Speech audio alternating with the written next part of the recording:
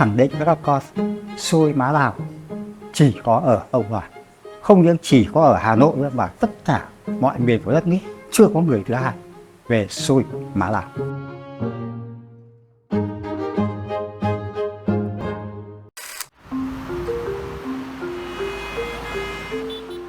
Chú trải qua rất nhiều công việc, bán cơm rồi bán phở và đến cái giờ thì toàn sang bán xôi.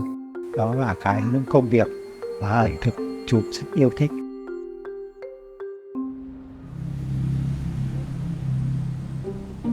Thì ra cái chợ ngoài này nhìn thấy cái phần thịt rất là ngon thì có hỏi cô bán thịt ấy, 20 cái thịt cái tên gọi là gì, thì bạn bảo má Lào anh ạ. Rồi cảm ơn em, được.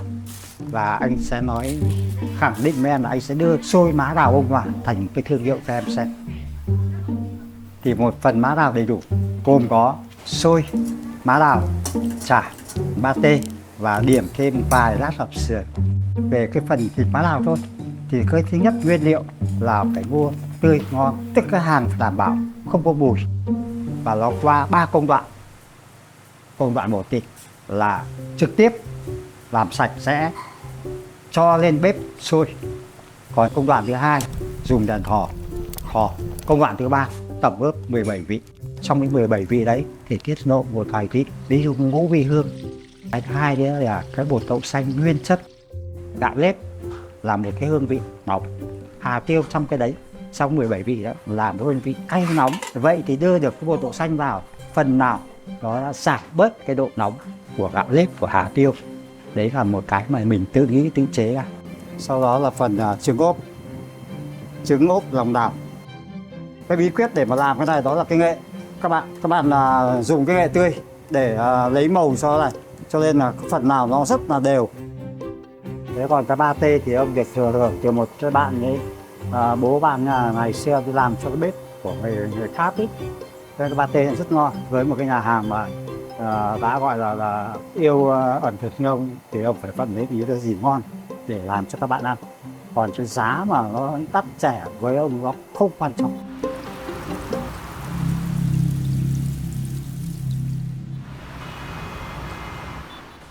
Anh đảm nhiệm là ốp trứng này, chỉ dẫn cho khách này, trông xe này, đấy là việc chính của anh.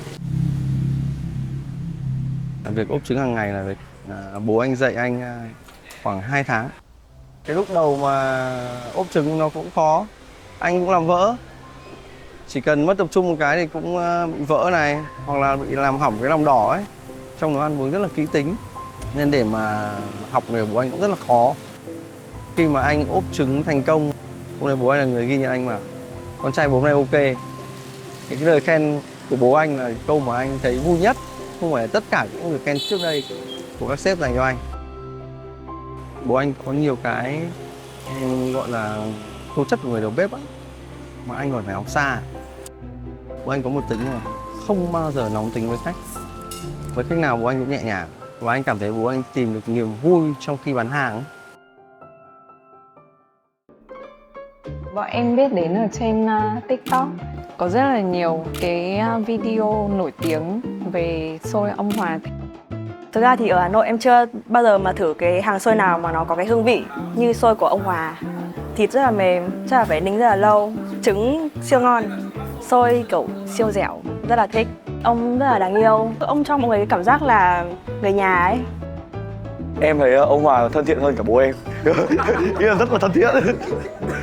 Rất kiểu vui tính, rất là kiểu sởi lởi à. Bình thường em ăn sáng kiểu 15.000 thôi, em phải tích tiền vào thì mới được ăn một bát xôi này. Em phải đi ăn sáng 3 ngày mới được ăn xôi à. Sau một khoảng thời gian tiết kiệm tiền thì em cảm thấy là rất là xứng đáng.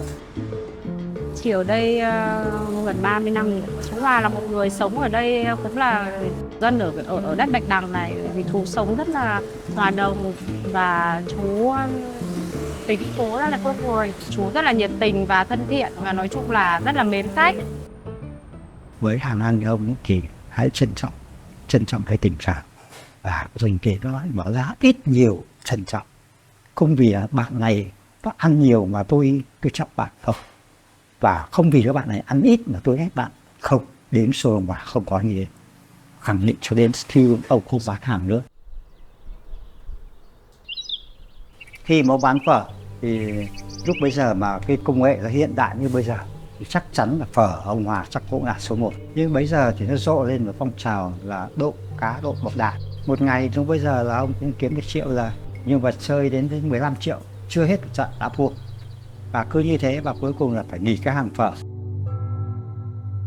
Đấy là thời gian ở nhà để phụ đỡ cho bà, ngoài việc bà đi kinh từ 6 giờ sáng đến 3 giờ chiều mỏi, tiền chẳng được bao nhiêu, đến 2 triệu để xong đến 2,5 triệu, chỉ có từng đấy làm sao mà nuôi được gia đình.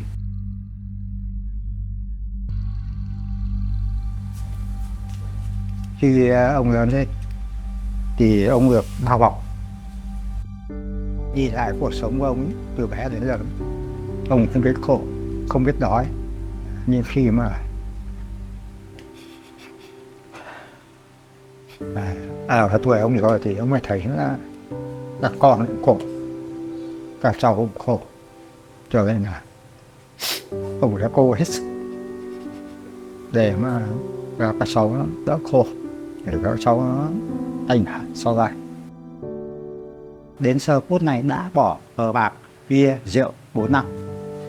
Bây giờ bán lò xôi này nó còn mang theo cả một cái tiền sinh hoạt hàng ngày để có nguồn động lực vui cho bà và cho cháu, thì ông tiếp tục đẩy cao nữa lên. Rồi một lúc nào đấy mà lên 200 phần báo ảo một buổi.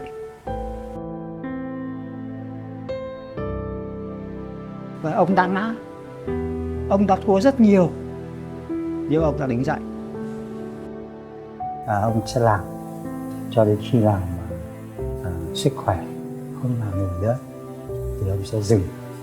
Hy vọng nước ý con gái nó cảm nhận và nó quay vào cùng mẹ nó để gánh vác cùng được thách.